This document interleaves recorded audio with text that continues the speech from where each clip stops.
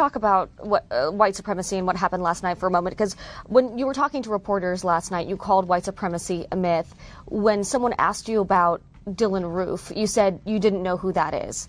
Have you looked up what happened in 2015? Yeah, look, I said this last night.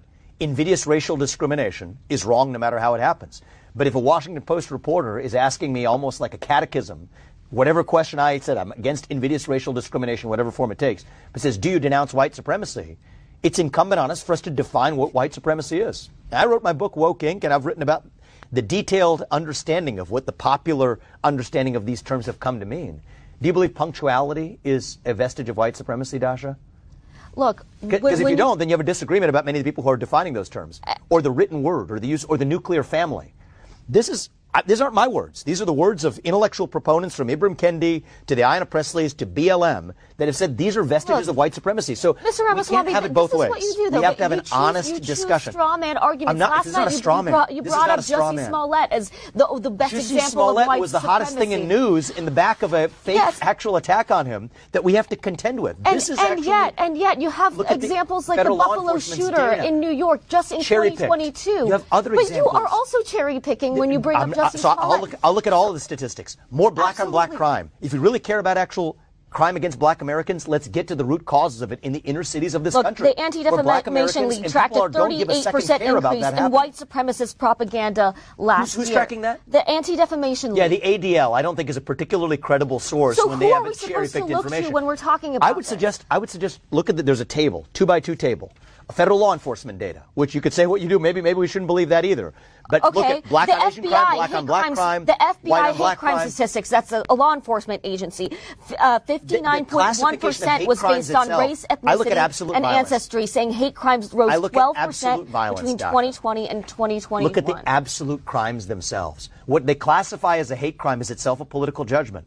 I think that when you actually care about protecting life, if you want to say Black Lives Matter, let's look at where black lives are actually being lost. It's in the cities, at the heart of other black Americans and criminals that are restrained by the absence that we talk about as well. But are we supposed to ignore white supremacist hate crimes? We're not supposed to ignore any kind of crime, Dasha. That's what I say. But what I see is a selective reporting. Take the Nashville Transgender Shooter Manifesto. Every shooter manifesto in a mass shooting has been released within 48 hours, except for that one shooter in Nashville.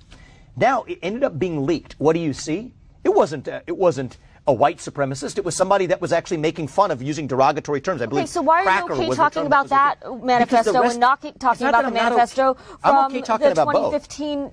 I'm more than okay talking about both. But what I'm asking is, why is the mainstream media suppress that one? Why did the police suppress that one? Why was that the one shooter manifesto that of all of the mass shootings, every other shooter manifesto has been released? I'm focused on that one because that's the one that's been hidden from us. And it comes back to the point of my candidacy and the way I'm going to run this country. Trust the people with the truth.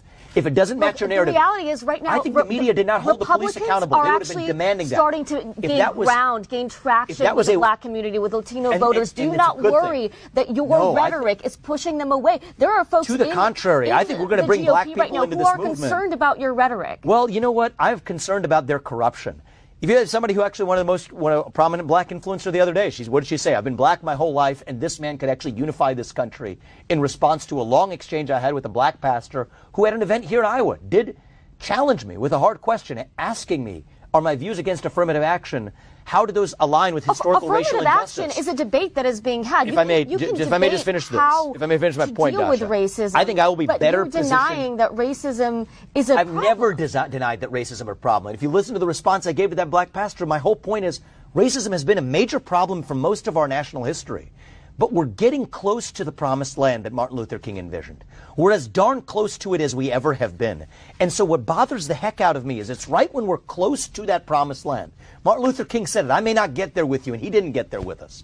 But I think it desecrates the legacy of our civil rights movement, desecrates the legacy of Martin Luther King, that right when we get closest to the point of having racial equality and gender equality and even opportunities for people of minorities of many types, are we perfect? No. But are we as close as we've ever been? Yes, we have. To then obsess over systemic racism, to then obsess over white guilt and otherwise, we're creating new waves of racism, Dasha, that we otherwise would have avoided right when we're closest to having achieved what even the proponents of the civil rights movement would have dreamed of.